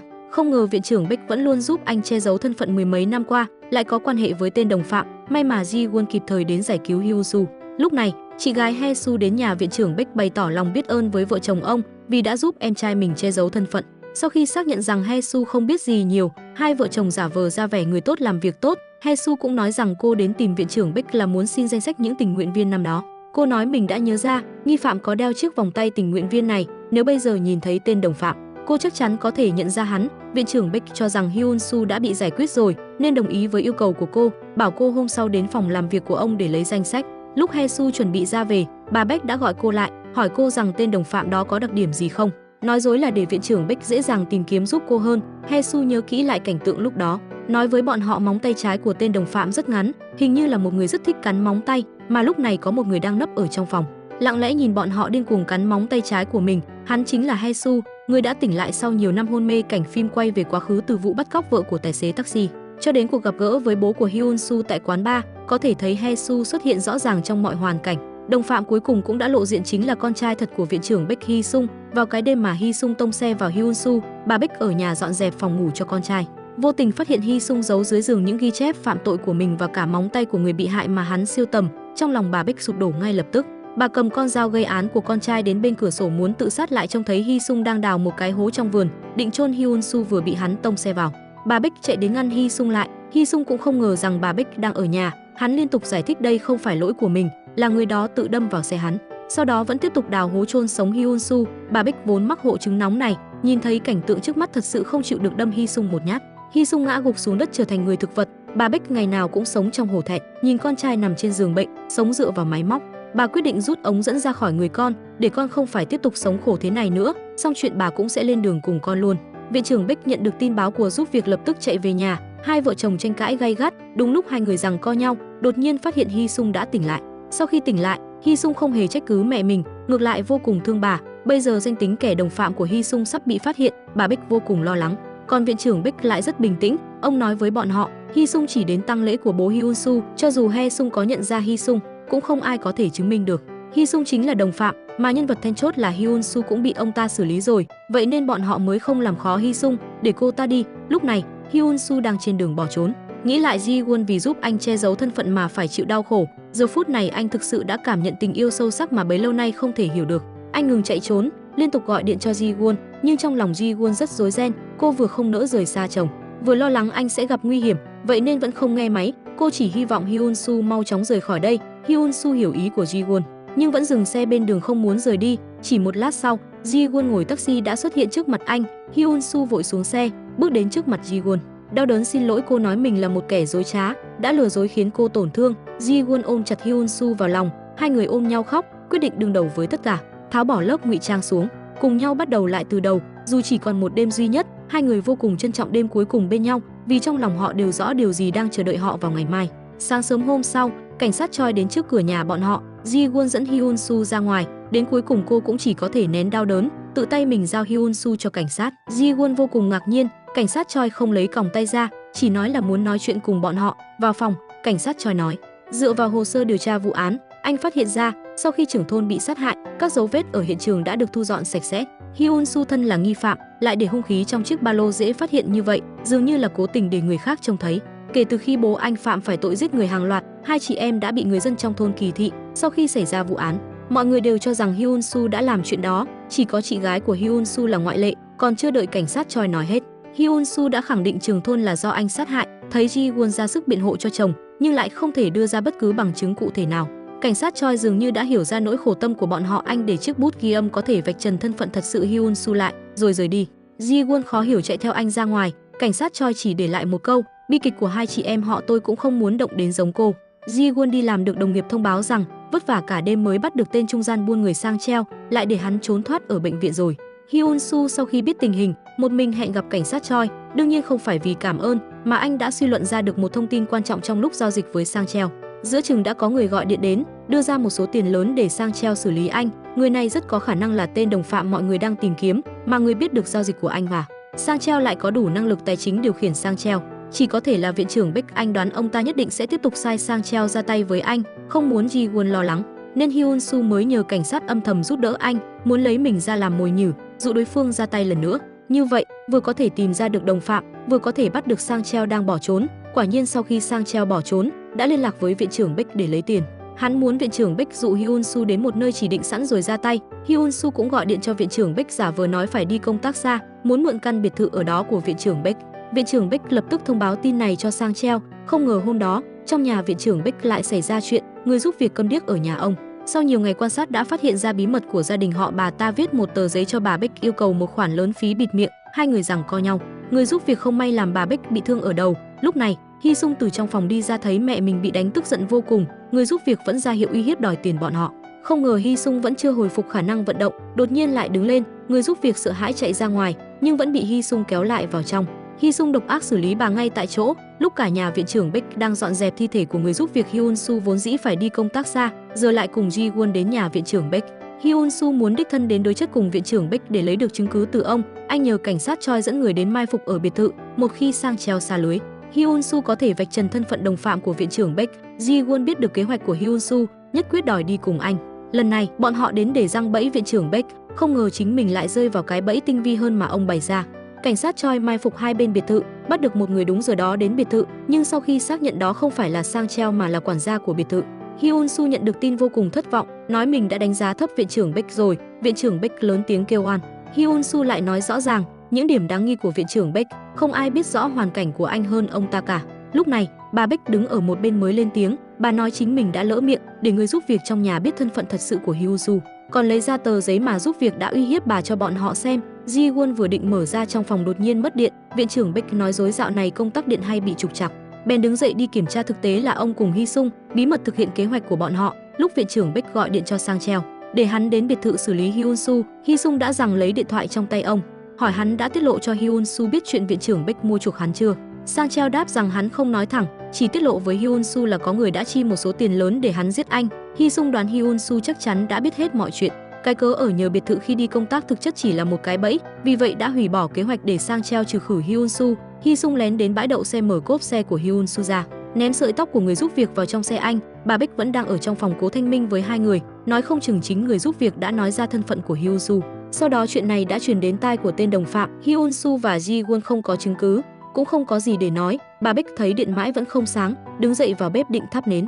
Ji Won cảm giác cứ có gì đó sai sai, nhưng không biết phải nói từ đâu. Đột nhiên phòng bếp truyền ra tiếng hét thất thanh của bà Beck. Hyun Soo vội chạy vào xem, cẩn thận giúp bà nhặt đồ đạc rơi xuống đất lên. Quăng lưới cả đêm cũng không thu hoạch được gì. Trên đường về nhà, Hyun Soo không can tâm, nói mình phải đi gặp người giúp việc đó một chuyến, muốn nghe xem người giúp việc rốt cuộc đã tiết lộ bí mật này cho ai. Nửa đêm, Hyun Soo ở nhà nhận được một cuộc điện thoại số lạ. Người đầu dây bên kia đọc một lượt từ đầu đến cuối thông tin về gia đình Hyun Soo. Đây rõ ràng là đang uy hiếp một cách trắng trợn. Cúp máy, Hyun Soo không yên tâm, lên mạng tra số điện thoại đó. Anh phát hiện ra đó là số điện thoại ở bốt công cộng. Hyun Soo lập tức đến bốt điện thoại đó, muốn xem có phát hiện được gì không. Ở bốt điện thoại, anh phát hiện có người đã để lại dòng chữ uy hiếp. Lúc này Hyun Soo vẫn không hề hay biết mình đã hoàn toàn rơi vào cái bẫy của người khác. Hôm sau, cảnh sát phát hiện thi thể người giúp việc trong một khu rừng. Trên miếng băng dính trói bà ta lại, còn thấy dấu vân tay rõ ràng. Ji Won nhớ con gái nói rằng Hyun Soo nửa đêm đã ra ngoài. Do Hyun Soo cũng từng nói phải đi tìm người giúp việc, trong lòng cô thấp thỏm không yên. Cô lập tức trở về nhà lấy dấu vân tay trên keo xịt tóc mà Hyun Soo thường dùng. Sau đó so sánh với mẫu vân tay ở miếng băng dính trên người giúp việc hoàn toàn trùng khớp. Ji Won bỗng rơi vào tuyệt vọng. Bằng chứng đanh thép như vậy, Ji Won tìm Hyun Soo hoàn thành nhiệm vụ cơ bản nhất của một cảnh sát hình sự, đích thân còng tay Hyun Soo lại. Do Min Seok cứ giống như một âm hồn bất tán, lại một lần nữa xuất hiện trước mắt Hyun Soo, xúi giục anh. Một khi con người đã bị cảm xúc kìm hãm, nó chính là bằng chứng cho thấy anh đang dần trở nên yếu đuối. Hyun Soo quay lại hỏi Ji Won, tại sao em không tin anh? Nếu ngay cả em cũng không tin anh, thì trên đời này cũng không ai có thể tin anh được. Nói xong, Hyun Soo đột nhiên đẩy Ji Won ra, cầm con dao bên cạnh lên dí vào cổ Ji Won, nói từ giờ trở đi anh sẽ không tin bất cứ ai nữa. Sau đó uy hiếp Ji Won, đi đến trước camera giám sát, sau đó rút tín hiệu camera ra. Không ngờ lúc này, Hyun Soo lập tức thả Ji Won ra. Anh chỉ muốn camera ghi lại cảnh này để không liên lụy đến cô. Hy vọng Ji Won có thể cho anh thời gian 3 ngày để anh điều tra rõ sự thật. Còn nói cho Ji Won biết tin Jung Mi Seok còn sống. Nhưng Ji Won không để Hyun Soo rời đi một mình, mà còng tay cô với tay anh lại. Cô muốn cùng Hyun Soo đi điều tra. Cùng lúc đó, cảnh sát Choi đến nhà viện trưởng Beck, hỏi bà Beck về các thông tin của người giúp việc. Bà Beck tỏ vẻ bất đắc dĩ nói, do xuất phát từ lòng đồng cảm nên bà mới giúp Hyun Soo che giấu thân phận. Không ngờ thân phận của Hyun Soo bị người giúp việc phát hiện ra, còn lấy tờ giấy người giúp việc uy hiếp bà, nói là người giúp việc dùng nó để uy hiếp Hyun Soo. Bà còn đóng giả thành người giúp việc, ngụy tạo bằng chứng giả rằng người giúp việc bị sát hại. Sau khi rời khỏi nhà bà, cảnh sát nắm được tình hình, lập tức dẫn người đến bắt Hyun Soo. Khi bọn họ đến nơi, Hyun Soo và Ji Won đã không thấy đâu nữa. Sau khi xác nhận hình ảnh trong camera giám sát, mới biết Ji Won đã bị Hyun Soo bắt đi. Hy Sung bị Sang Cheo tống tiền 500 triệu won tiền mặt, vì trong tay Sang Cheo đang nắm giữ điểm yếu của Hy Sung. Hy Sung ngoài mặt thì đồng ý với yêu cầu của Sang Cheon, nhưng vừa bỏ điện thoại xuống, hắn đã lộ ra biểu cảm độc ác như tuyên bố sắp đến ngày tàn của hắn ta rồi. Hai vợ chồng Hyun Soo và Ji Won đã trốn đến một khách sạn. Hyun Soo nói với Ji Won lý do anh cứ khăng khăng muốn bỏ trốn, một mặt là vì bản thân anh không có chứng cứ chứng minh mình không sát hại người giúp việc, mặt khác vì anh muốn cho Sang Cheo biết anh không còn cung cấp thông tin cho bên cảnh sát nữa, anh vẫn muốn tìm Sang Cheo cùng hợp tác. Quả nhiên, sau khi Sang Cheo thấy tin tức Hyun Soo phạm tội bỏ trốn, đã không còn đề phòng mà nghe điện thoại của Hyun Soo. Hắn còn giễu cợt Hyun Soo vừa mới giúp cảnh sát xong đã rơi vào cảnh giống hắn, tưởng rằng Hyun Soo sẽ đem rắc rối cho hắn, nên đã thanh minh rằng người giúp việc không phải do hắn giết, là do tên đồng phạm kia làm.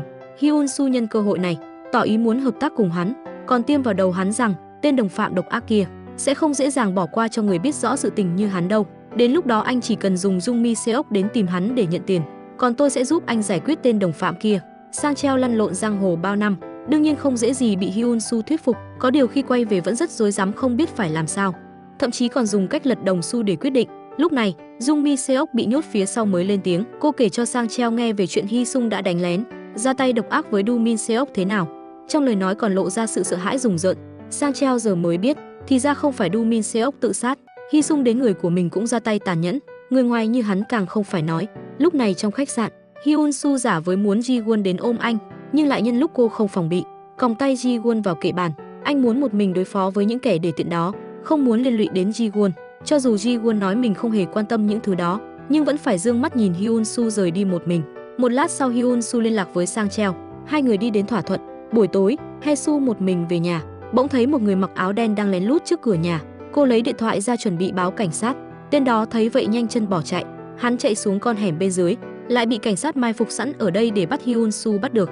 Hae Soo chạy đuổi theo, cảnh sát kéo hắn dậy, thì ra chỉ là một tên biến thái. Hae Soo bị cảnh sát đưa về đồn lấy lời khai. Lúc này Ji Won đã trở về, thấy quần áo Hae Soo bị xé rách, cô lấy áo của mình mặc cho Hae Soo. Vì chuyện Hyun Soo bị bắt nên mẹ Ji Won đổ bệnh, con gái Eun Ha không có người chăm sóc. Ji Won còn phải điều tra vụ án của tên đồng phạm, nên đã để Eun Ha cho Hae Soo chăm sóc. Hae Soo dẫn Eun Ha về nhà Ji Won, chuẩn bị lấy một ít đồ dùng cá nhân của Eun Ha. Vừa vào nhà cô phát hiện mọi thứ trong nhà bị lật tung lên. Hae Soo đến phòng Eun Ha nhanh chóng thu dọn đồ đạc, lại nghe thấy tiếng động ngoài phòng khách. Cô ra ngoài phòng khách, đèn trong phòng đã tắt, có một người đàn ông bí ẩn ngồi trên ghế sofa, còn nói một câu kỳ quái: "Xin chào cảnh sát Ji Won." Hae Soo vội đóng cửa lại, để Eun Ha trong phòng, còn bảo Eun Ha chốt khóa bên trong lại, nói với cô bé trừ mẹ ra không được mở cửa cho bất cứ ai. Hae Soo biết người này đến đây là vì Ji Won. Cô lấy thẻ cảnh sát mà Ji Won để trong túi áo ra đeo lên cổ. Hắn ta tháo khẩu trang xuống, lại chính là Hy Sung. Hae Soo vừa nhìn đã nhận ra hắn chính là tên đồng phạm kia.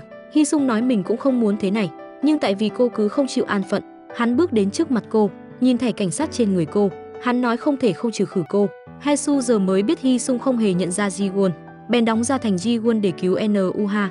Cô quyết định âm thầm chịu đựng tất cả. Cuối cùng Hae Soo ôm chặt vết thương, không hề phát ra bất cứ âm thanh nào, đau đớn ngã gục xuống đất. Nhìn Hy Sung cầm thẻ cảnh sát của Ji Won nghênh ngang rời đi, Hae Soo lúc này mới yên tâm nhắm mắt. Nhiếp ảnh gia yêu thích mạo hiểm này bước vào một căn hầm u ám, vô tình quay được mặt sinh vật sống bị nhốt trong bao tải. Cậu còn chưa kịp phản ứng, chủ nhân của căn hầm đã xuất hiện. Ông cầm lấy máy ảnh trong tay cậu. Nhiếp ảnh gia sợ đến run rẩy chân tay. Chủ nhân của căn hầm hỏi cậu: "Có phải bị con nai trong bao tải dọa cho sợ hãi không?" Nhiếp ảnh gia biết rõ trong bao tải kia là thứ gì, nhưng lại liên tục nói thì ra bên trong là con nai. Đây chính là Mujin, người có ước mơ làm phóng viên từ nhỏ. Chủ nhân của căn hầm chính là Du Min Seok, hung thủ trong vụ giết người hàng loạt. Mujin rõ ràng có cơ hội ngăn cản vụ án xảy ra, nhưng lại hèn nhát lựa chọn cách im lặng. Nhiều năm nay, trong lòng anh vẫn luôn cảm thấy tự trách và hổ thẹn. Thực ra năm đó, ngoài nỗi sợ hãi ra, vẫn còn có một nguyên nhân quan trọng khác, đó chính là Hae Soo, con gái yêu quý của Du Min Seok. Anh sợ nhỡ đâu mình làm gì sai sẽ ảnh hưởng đến tình cảm giữa hai người. Hôm đó Mujin đang đợi Hae Soo đến nhà Ji Won thu dọn đồ đạc cho Eun Ha. Nhận được điện thoại của cô, anh mừng rỡ định đi đón Hae Soo. Khi anh đến nơi, đã phát hiện Hae Soo đang nằm dưới đất. Mujin đau đớn vô cùng, xong ngay lập tức gọi xe cứu thương đưa Hae Soo đến bệnh viện. Nhận được tin, Ji Won vội về nhà trong tâm trạng bồn chồn lo âu. Cô gõ cửa phòng Eun Ha, cánh cửa từ từ mở ra. May mà Eun Ha không sao. Cô bé nghe lời Hae Soo, chỉ khi nào mẹ đến mới được mở cửa. Lúc này, qua camera hành trình ở cổng nhà Ji Won, cảnh sát phát hiện ra hung thủ sát hại Hae Soo vẫn luôn ngồi trước cửa nhà đợi Ji Won. Lúc này họ mới biết mục tiêu thật sự của hắn chính là Ji Won. Để Ji Won không phải rơi vào nguy hiểm lần nữa, cảnh sát quyết định tung tin cho báo chí rằng Ji Won đã bị sát hại. Ji-won và Mu-jin vẫn đang ở bên ngoài phòng phẫu thuật, đợi tin tức của Hae-su. Bác sĩ nói với họ, ca phẫu thuật của Hae-su mặc dù đã hoàn thành, nhưng bị thương rất nặng, không biết có thể tỉnh lại được không. Mu-jin thề rằng nhất định phải tìm ra kẻ gây ra chuyện này. Đột nhiên anh nhớ ra, trước đó Hae-su đã điều tra ra, tên đồng phạm nằm trong số tình nguyện viên y tế. Chuyện này xảy ra nhất định có liên quan đến tên đồng phạm đó. Vì vậy anh quyết định một mình đến tìm viện trưởng Beck. Lấy danh sách tình nguyện viên y tế, cảnh sát Choi điều tra vụ án của người giúp việc, phát hiện ra điểm bất thường. Camera rõ ràng đã ghi lại hình ảnh người giúp việc tối hôm đó rời khỏi nhà viện trưởng Beck, về nhà còn gọi ship đồ ăn đêm. Thời gian tử vong sẽ rơi vào khoảng rạng sáng, mà báo cáo khám nghiệm tử thi lại nói thời gian tử vong là vào buổi chiều. Cho dù có sai sót cũng không thể sai sót lớn như vậy. Vì vậy, quyết định bắt đầu điều tra lại từ đầu. Anh đến tìm nhân viên giao hàng lúc đó. Nhân viên giao hàng cho biết, người nhận hàng không phải là người câm điếc. Khi anh đến không hề bấm chuông cảm ứng mà trực tiếp gõ cửa. Người trong nhà vừa nghe thấy tiếng cửa đã ra nhận đồ. Cảnh sát Choi lập tức thông báo tin này cho các đồng nghiệp ở sở cảnh sát. Ji-won đã về sở cảnh sát. Cô xem kỹ lại video người giúp việc rời khỏi nhà viện trưởng Beck. Cô phát hiện đó không phải người giúp việc, mà là bà Beck đóng giả. Người mà bà Beck liều mạng để bảo vệ chỉ có một, đó chính là Hee-sung. Cộng thêm việc Ji-won đã nhìn thấy trong bức ảnh của đội tình nguyện viên y tế có cả Hee-sung, liên kết với việc Hae-su đã tra ra tên đồng phạm nằm trong số tình nguyện viên này. Ji-won vẫn rất khó hiểu tại sao tên đồng phạm đó mỗi lần ra tay đều tránh camera mà không tránh camera hành trình. Bây giờ cô mới hiểu ra, vì hắn vẫn chưa biết đến sự tồn tại của camera hành trình. Xem ra tên đồng phạm chính là Hee-sung đã hôn mê 15 năm qua, bây giờ đã tỉnh lại rồi. Lúc này, Mu-jin đã đến nhà của viện trưởng Beck, nói với họ anh đến lấy danh sách tình nguyện viên hộ Hae-seon. Viện trưởng Beck vô cùng ủng hộ. Thực ra danh sách có tên Hee-sung sớm đã bị ông ta xóa đi rồi. Ji-won lập tức gọi điện cho Mu-jin. Sau khi biết anh đang ở nhà viện trưởng Beck, liền nói đồng phạm trong vụ án liên hoàn và kẻ đâm Hae-su bị thương chính là con trai của viện trưởng Beck, Beck Hee-sung. Cô bảo Mu-jin bình tĩnh rời khỏi nhà họ. Mu-jin nghe được tin này và cũng kích động, không hề nghe lời khuyên của Ji-won. Ánh mắt bỗng trở nên hung dữ vô cùng. Anh hỏi bà Beck rằng Hee-sung đang ở đâu. Sau đó điên cuồng xông vào phòng tìm. Cuối cùng thấy giường bệnh của Hee-sung đã trắng trơn. Mu-jin muốn rời đi, viện trưởng Beck lại cầm kim tiêm đứng chắn trước mặt anh. Mu-jin không hề sợ hãi, nói họ làm vậy cũng vô ích thôi. Viện trưởng Beck vẫn không biết thân phận của Hee-sung đã bị bại lộ. Ông hét lên chỉ cần cậu chết tôi sẽ đi tự thú. Kết cục của con trai tôi sẽ khác. Ông cho rằng con trai mình không phải người xấu. Tất cả những chuyện trước đây đều do Do Min Seok đầu độc. Còn nói mình sẽ hy sinh vì con, nó sẽ vì ông mà thay đổi. Ông sẽ cho con trai cơ hội cuối cùng để thay đổi. Bà Beck đứng bên cạnh khóc không thành tiếng. Mu-jin nói cho họ nghe chuyện anh đi vào tầng hầm của Do Min Seok, đã quay được cảnh người sống bị nhốt trong bao tải. Những năm qua anh vẫn luôn tự lừa dối bản thân. Trong bao tải đó là một con nai, nhưng cho dù anh có hy vọng thể nào thì trong bao tải đó cũng không thể biến thành nai được. Anh nói với viện trưởng Beck, ngay từ đầu ông đã biết Hee-sung có thể làm ra những chuyện gì. Thứ ông muốn thay đổi không phải là tương lai của con trai mình, mà khi ông biết bản chất thật sự của con trai mình vẫn cứ làm ngơ. Vậy nên hãy buông bỏ những hy vọng viển vông đó đi. Mu-jin nói xong, chuẩn bị rời đi. Viện trưởng Beck định tự sát ngay tại chỗ, đã bị Mu-jin quay lại ngăn cản kịp thời. Anh nói với ông ta, trở về với thực tại không đáng sợ là cứ sống mãi trong ảo tưởng mà bản thân tạo ra. Viện trưởng Beck quỳ dưới đất, không biết phải làm sao. Bà Beck bước đến an ủi ông, chúng ta sớm đã biết rõ sẽ có kết cục như vậy, nhưng tại sao vẫn chọn đi đến bước đường này? Nói cho cùng họ cũng chỉ là những ông bố bà mẹ đáng thương. Cùng lúc đó, Hyun-soo đã gặp mặt Sang Cheo. Có điều Sang Cheo vẫn lo rằng Hyun-soo cấu kết với cảnh sát, nên nói chưa lấy được tiền thì sẽ không tiết lộ thân phận thật sự của đồng phạm. Bây giờ bọn họ đang ở đây đợi tên đồng phạm đến. Hee-sung đưa cho Sang Cheo một chiếc vali. Sang Cheo hào hứng mở ra. Bên trong đầy một vali tiền mặt. Sang Cheo không nhịn được, cầm một xấp tiền lên, hít lấy hít để mùi thơm của đồng tiền. Không hề hay biết mình đã rơi vào bẫy. Hee-sung đã phủ một lớp thuốc độc lên tiền. Kiểm tra tiền xong, Sang Cheo đưa cho Hee-sung chìa khóa của chiếc lồng sắt đang nhốt Jung Mi Seok. Sang Cheo vừa ý chuẩn bị rời đi, còn chưa ra đến cửa đã thấy mình chảy máu mũi. Có điều hắn không để ý lắm, vẫn bước tiếp ra ngoài. Hee-sung phấn khích nhìn con mồi đã trốn thoát khỏi tay hắn mười mấy năm trước, giờ đang bị nhốt trong lồng. Nhưng khi hắn lấy chìa khóa ra, chuẩn bị mở lồng sắt, lại phát hiện không thể mở được, vì ổ khóa đã bị Hyun-soo thay cái mới từ lâu, còn chìa khóa giao cho Jung Mi Seok đang bị nhốt trong lồng. Đúng lúc này, Hyun-soo xuất hiện sau lưng hắn ta, siết chặt cổ Hee-sung, sau đó đè hắn xuống đất, đánh cho một trận. Một lúc sau, Hee-sung bị trói ngồi trên ghế, lục trong túi áo của Hee-sung. Hyun-soo thấy thẻ cảnh sát vẫn còn dính máu của Ji-won. Hee-sung cực kỳ đắc ý nói, đây chính là vật kỷ niệm của hắn.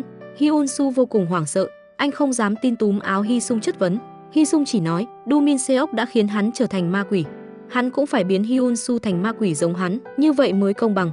Hyun-soo vẫn không tin, anh lấy điện thoại của Hee-sung gọi cho Ji-won, nhưng vì cảnh sát đang thông báo với bên ngoài Ji-won đã bị hại chết. Ji-won thấy số điện thoại lạ lại sợ làm lộ bí mật nên không nghe máy. Hyun Soo đành phải gọi điện đến sở cảnh sát của Ji-won để xác nhận. Cảnh sát nhận điện thoại nói rõ ràng với anh Ji-won đã chết. Hyun Soo khóc không thành tiếng, sau khi tắt điện thoại còn khóc thê thảm hơn. Hy Sung lại đắc ý cười lớn. Do Hyun Soo nhặt con dao dưới đất lên, nói phải dùng cách tàn nhẫn nhất giày vò Hy Sung, để hắn ta sống mà cảm nhận nỗi đau đớn bị cắt thành trăm mảnh. Hyun Soo lúc này đã không nghe lọt bất cứ lời nào nữa. Hy Sung cũng cảm nhận được sự đáng sợ toát ra từ người Hyun Soo. Hắn sợ hãi liên tục lùi về sau. Khoảnh khắc Hyun Soo lao về phía hắn giơ chân đạp anh về phía lồng sắt. Jung Mi Seok chạy đến ôm chặt lấy Hyun Soo, hét lên bảo Hy Sung mau chạy đi. Hy Sung nhân cơ hội cởi trói chạy thẳng ra ngoài. Sang Treo trúng độc đã chết ở ngoài cửa. Chẳng mấy chốc, Hyun Soo đã đuổi theo ra bên ngoài. Lúc này, Ji-won đã đến nhà viện trưởng Beck, hỏi ông rốt cuộc Hy Sung đi đâu rồi. Nhưng viện trưởng Beck và vợ thật sự không biết gì. Lúc này, đồng nghiệp mới hoảng hốt chạy vào, thông báo có một người đàn ông gọi điện đến sở cảnh sát, xác minh cái chết của Ji-won. Tổ trưởng đưa số điện thoại đó ra, hỏi vợ chồng viện trưởng Beck và biết được đó là số điện thoại của Hy Sung. Ji-won vội xem lại điện thoại của mình. Số vừa rồi gọi cho cô chính là số điện thoại này. Cô lập tức gọi lại. Jung Mi Seok nghe thấy điện thoại. Hyun Soo làm rơi bên ngoài lồng sắt đổ chuông, vội mở lồng sắt ra ngoài nghe điện thoại, nói cảnh sát mau đến đây cứu Hyun Soo. Lúc này anh đã mất hết lý trí rồi. Hyun Soo vào rừng, đuổi kịp Hy Sung đang chạy trốn, vừa đâm một nhát giày vào hắn, anh lại thả cho hắn chạy trốn tiếp. Lúc này Hy Sung chả khác gì con mồi trong tay Hyun Soo, bị hành hạ từng chút một. Hy Sung lết một thân đầy máu của mình đến một vách núi cao. Hyun Soo đuổi sát ngay phía sau hắn. Hy Sung thấy không còn đường nào để trốn, vẫn muốn chiến một trận cuối cùng, ngay lập tức đã bị Hyun Soo bóp chặt cổ đá xuống mép vách núi. Hyun Soo đang chuẩn bị cho Hy Sung một đòn chí mạng, Ji-won đã kịp thời có mặt. Anh quay đầu lại nhìn Ji-won, không dám tin đó chính là Ji-won. Vì cơn ác mộng, Do Min Seok vẫn đang đứng ở xa nhìn về phía anh. Cho dù Ji-won có khuyên thế nào, Hyun Soo cũng không chịu bỏ con dao trên tay xuống. Anh không thể tin được Ji-won còn sống, vì anh sợ rằng Ji-won trước mặt mà anh trông thấy cũng chỉ là cái bóng giống như người bố đã chết. Ji-won từ từ bước về phía trước, bảo Hyun Soo lại đây ôm lấy cô sẽ rõ tất cả. Hyun Soo cuối cùng cũng chịu hạ con dao trên tay xuống, đứng dậy từng bước tiến về phía Ji-won. Những cảnh sát khác cũng đến bắt Hy Sung. Khi Hyun Soo bước đến trước mặt Ji-won, Hy Sung cướp lấy súng của cảnh sát, nhắm chuẩn vào Ji-won. Hyun Soo vội lấy thân mình bảo vệ Ji-won. Tiếng súng cùng lúc vang lên, cảnh sát bên này thấy vậy, lập tức bắn chết Hy Sung ngay tại chỗ. Có điều Hyun Soo vẫn bị trúng đạn ở đầu. Chớp mắt đã 4 tháng qua đi, Hyun Soo lúc đó được cấp cứu kịp thời đã qua khỏi, cơ thể đã hoàn toàn hồi phục. Nhưng đạo diễn lại chơi cái trò mất trí nhớ nhàm chán. Hyun Soo mất đi ký ức, 15 năm qua chung sống cùng Ji-won, tất cả mọi thứ đều trở lên xa lạ. Chỉ có Ji-won giúp anh tìm lại ký ức. Hae-soo cũng đã tỉnh lại, chủ động nhận tội giết hại trưởng thôn, giúp Hyun Soo hoàn toàn rửa sạch tội danh. Có điều, dưới sự cố gắng của nhiều bên, tòa án quyết định Hae-soo khi đó phòng vệ chính đáng, vì khi xảy ra vụ án chưa đủ 18 tuổi nên cô vô tội. Mặc dù Hyun Soo không thể tìm lại ký ức về Ji-won, nhưng khi đối diện với cô anh luôn có cảm giác thân thuộc kỳ lạ. Hai người quyết định bắt đầu lại từ đầu. Có lẽ ông trời cũng cho rằng đoạn tình cảm trước kia của họ có những lỗi lầm vụn vặt, nên muốn cho họ một cơ hội để đắp nặn một tình cảm hoàn mỹ. Tình cảm chân thành đã đưa họ về bên nhau mãi mãi. Được rồi, bộ phim đến đây là kết thúc. Các bạn bỏ ra 3 giây đăng ký kênh để ủng hộ chúng mình nha. Cảm ơn các bạn đã đón xem kênh của chúng mình. Hẹn gặp lại mọi người trong bộ phim tiếp theo. Tập hôm nay đến đây là hết mất rồi. Cảm ơn các bạn đã theo dõi. Còn giờ thì xin chào và hẹn gặp lại.